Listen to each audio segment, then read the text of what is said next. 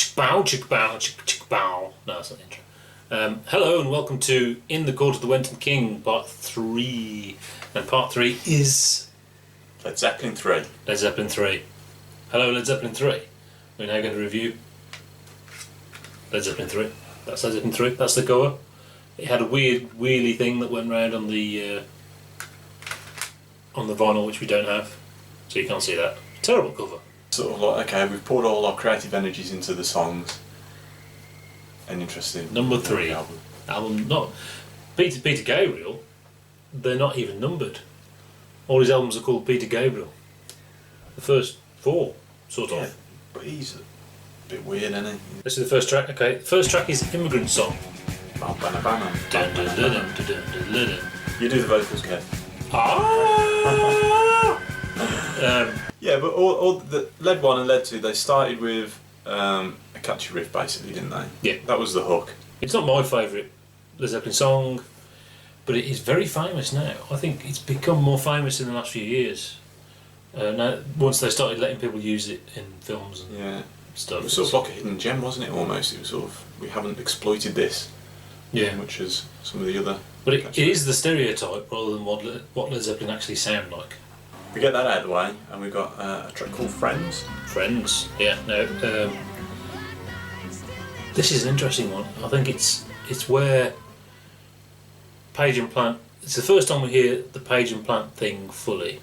They've gone off into the country, into Bron-Y-Aur in Wales. I think Plant once pronounced it Bron-Y-Aur. Right. But Cottage in Wales to write some stuff, and they wrote a load of acoustic stuff. This is the first example. It's got different tuning. It's not normal guitar tuning. It's one of Page's favourite tuning, different to the Black Mountain Side Cashmere tuning. This is another one again. It's a cool riff. It's melodic. Great song.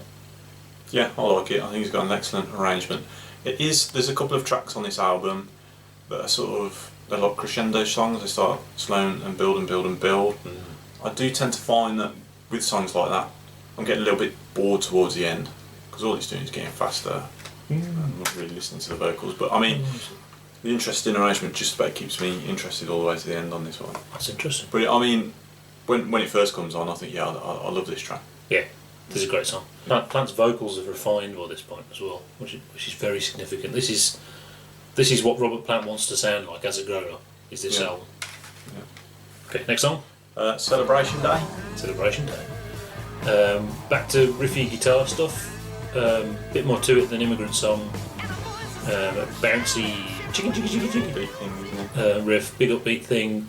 Not their most popular song. It's alright. It's okay. Yeah, it's by the standard of this album, it's not. It's a next song, isn't it? Next song is monumental. Oh yes. Right, Since I've Been Loving You. This is Led Zeppelin. If you want to play someone a Led Zeppelin song, apart from Stairway to Heaven maybe, but Since I've Been Loving You, that is what Led Zeppelin are at their best. It's blues. Yeah, it's not traditional blues though, is it? It's No. a sort of... It's a bit like... Blues from the West Midlands. Yeah, well, Deep Purple did the same thing with Mistreated, didn't they? Yeah. It's very bluesy, but it's not quite American blues. If It's you know not. what I mean. It is British blues. It's their British own thing. It's no less authentic. It's just different, isn't it? It's a new, different thing. But the vibes are the same, the emotions are the same, and it's just awesome. Yeah, contender for the best Led Zeppelin song. Yeah. I think. Do you know what I've written about it here? What? It's an archetypal orgasm of rarefied awesomeness served up with a generous helping of melancholy and a side order of bass pedal squeak. Yeah, and it is live. Obviously played live. It is just a jam. Jimmy Page took a bit of time with the solo, I think, but other than that, it is just live. Actually, I'd have to say about this for me is an album song. It is one of those songs that I would prefer listening to on my own than in a crowd. Now, I'm sure they did perform it live. Oh yeah. Yeah, I'm sure they performed it live extensively. But for me, it belongs on an album, whereas in Led 2, there was quite a few songs on there that probably belonged within the stadium being performed. Well, yeah. Yeah, I mean, it doesn't rock on, no one's going to be headbanging to it. But it's more like what Led Zeppelin became. Obviously, it grew live. It became a bit bombastic in '73. The one on the song remains the same. It's a bit over the top. I really like it. It's different. It's a different version of it, but it's a bit too much histrionics and noisy, and it should be more subtle than that. Yeah. And they played it very, very rarely in '75. I did think they did play it, but only very rarely. It wasn't really in the set. '77 they brought it back, and it was much more subtle and slower and great. This is a very good song. Yeah, Led Zeppelin at their best. Yeah. Okay, next song. This next track, Out on the Tiles. Yeah, is the end of the side. Yeah. As with Celebration Day, it's not one of the standout tracks of the album, but it's an okay song. Some great drumming on this particular one. Nothing to set the world alight. They played it live briefly in 1970. It's good.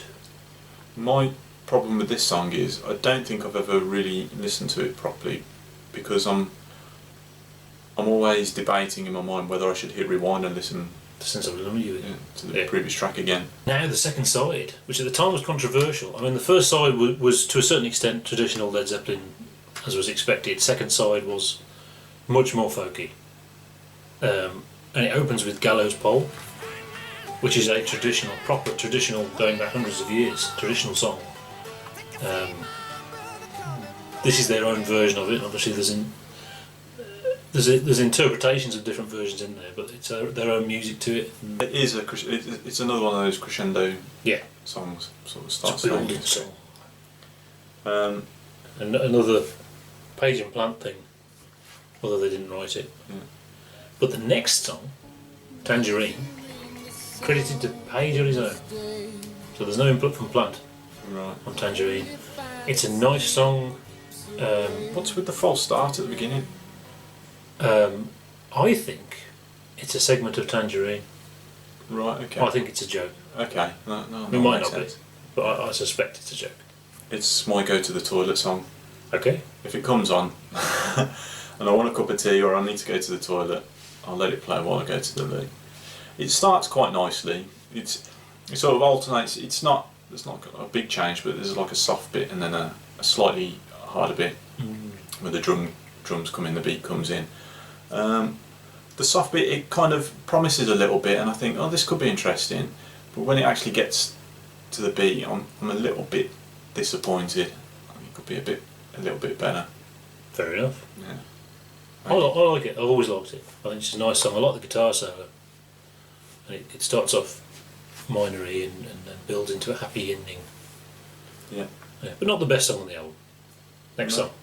That's the Way. That's the Way. Now this is classic folk Led Zeppelin. They're very proud of this song, quite rightly, I think. It was written. They went on a walk somewhere, Page and Plant did, and wrote this song. They also wrote the beginnings of the Rover as well when they went on this walk. It's in some ways the centrepiece of the album, other than Since I've Been Loving You. But it is a pure folk song, just acoustic. There's no instrumental stuff going on or anything like that.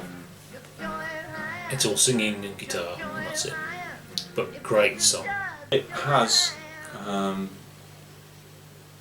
It is one of the best songs on the album. Yeah. Since I've Been Loving You is the best song on the album. This sort of competes for my favourite song on the album. Yeah. Sometimes I think, yeah, this is one. There's a nice depth to the lyrics, which comes in straight away. Yeah. Sort of the first line, you sort of think, there's something else going on here, and it's just brilliant. Yeah. I mean, it's all that time. The first two albums of being, inspired by things and actually literally ripping things and nicking lyrics and stuff like that. And when they actually went into the country to actually sit down and write, it was amazing. Yeah. It was fantastic, and they needn't have done that. They should have just written themselves in the first place. And it's one of those tracks when people say, "Oh, I don't like Led Zeppelin; they're too heavy for me." Well, go listen to that song and tell me they're heavy. Yeah, I mean, there's a massive chunk of their catalogue is acoustic. Yeah. They're as folky as they are bluesy. Yeah. So we like that one. We Yes. like it a lot. It's very special. It's a special song. That brings us on to track 9, Bron-Y-Aur Stomp. Yeah. Great picking. Actually, great guitar playing from Page, as in picking fingerstyle stuff, and it bounces along. Played live quite a bit. It doesn't surprise me because it does. It's quite a. Well, it's a stomp. It's quite often I'm sort of listening to this album and and this comes on and kind of start thinking where have I been, and you compare this Bron-Y-Aur Stomp and That's the Way to Immigrant Song, and you realise you've come quite a long way really. Yeah, you're seeing how diverse they are. It's a real diverse album. Yeah, but I mean Led Zeppelin are very diverse, and they were still to become even more diverse. Yeah. I really like Bron-Y-Aur Stomp. So another real great track, and it fits on the album perfectly, and where it is on the album as well. Yeah. Right, last track. The last track already? Well, hats off to Roy Harper. Hats off to Roy Harper. They're big fans of Roy Harper because Roy Harper's cool, obviously. Yeah. Roy Harper performed on a Pink Floyd album, didn't he? Yep, he does the vocals on Have a Cigar. I think it's very, very special, but as a kid, I couldn't stand it. This was noisy, shouty rubbish. It's pure blues, not doing an impression of pure blues, but that is pure blues in the truest sense, and it's heavy and it's extreme. But now I think it's fantastic. But it took me many years to get into that. But yeah, I think it's the crowning point of the album of something very special that is kind of timeless and difficult. The fact that it took you so long to sort of appreciate it. I mean, would that probably explain why critics were so anti this album when it came out? Yeah, that's part of the problem. A critic has to sit down, listen to an album, and review it, and this isn't that kind of album. This is something. This is completely timeless. This has aged for me better than the other albums. 4 and 2 are completely redundant for me, to be honest, because I just know them so well. I know every sound on there. Whereas this, that doesn't happen to this. And hats off to Roy Harper is a great example of that.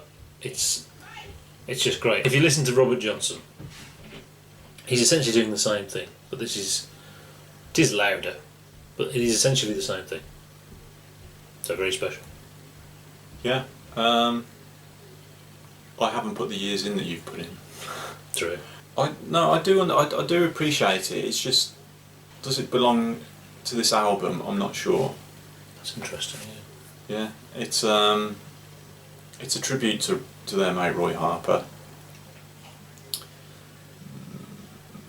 Like I said, it's like the crowning moment of the album. It's like a bonus track. Yeah, like an awesome bonus track. On the previous 2 albums, the best song on the album has been the last track.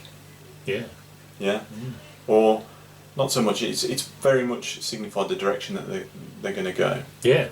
Yeah. Well, this doesn't.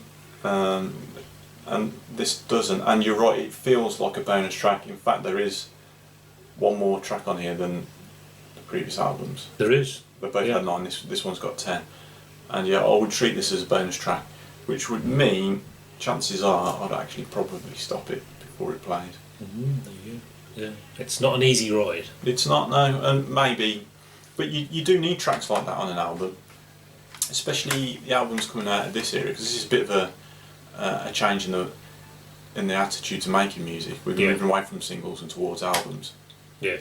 And I think Peter Grant in particular recognised the long-term value of albums, as opposed to singles.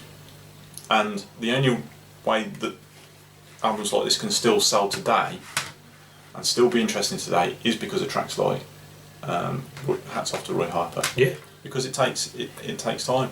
Whereas a single's a sort of a one-shot deal. You implicitly understand it and enjoy it. Obviously it was number 1. Of course it was. And it got terrible reviews. And yet it's contender for their best album. It's not my favourite album, but probably my second favourite Led Zeppelin album. So congratulations for getting to the end of the Led Zeppelin III review. Yeah. Join us next time when we review. What should we do? 4 Symbols. Yes. Yes. Goodbye. The album with no name.